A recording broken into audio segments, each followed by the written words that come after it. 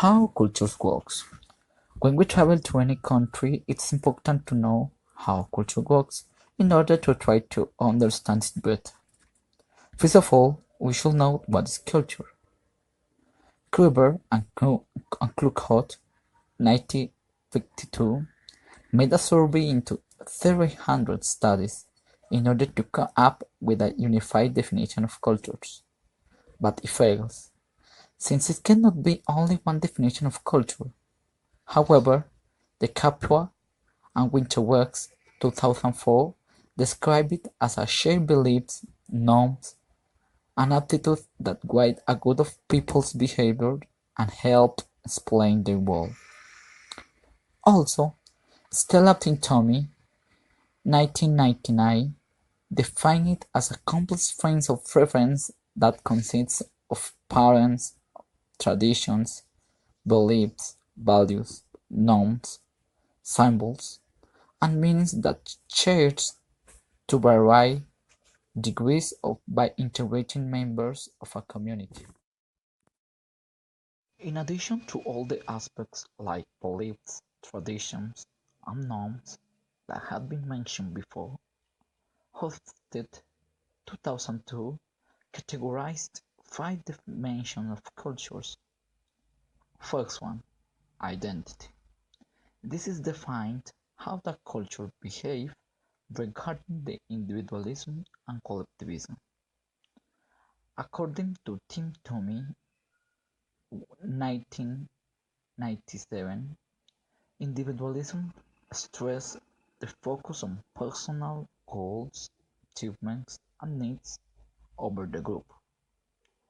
An example of this culture are countries like United States, Canada, United Kingdom, Australia, Spain, and Germany, among others.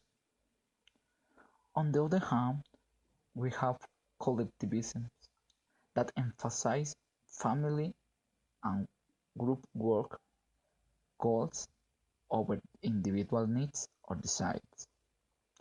Collectivistic cultures are countries such as Mexico, Brazil, Argentina, Japan, China, South Korea, and India, among others. Those countries encourage dependence as a way to promote harmony and cooperation within the group.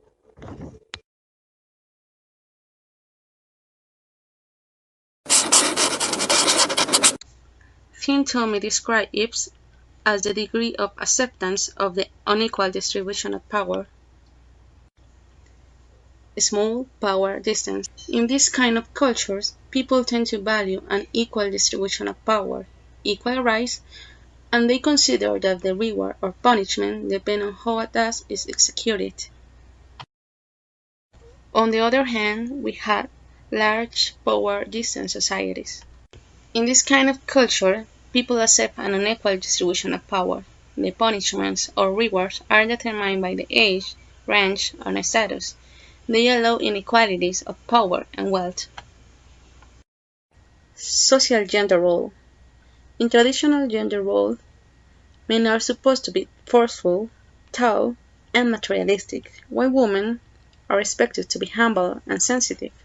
When we look at this dimension, we are thinking of the degree of acceptance in which a society reinforces the idea of the traditional male or woman role in aspects like control and power.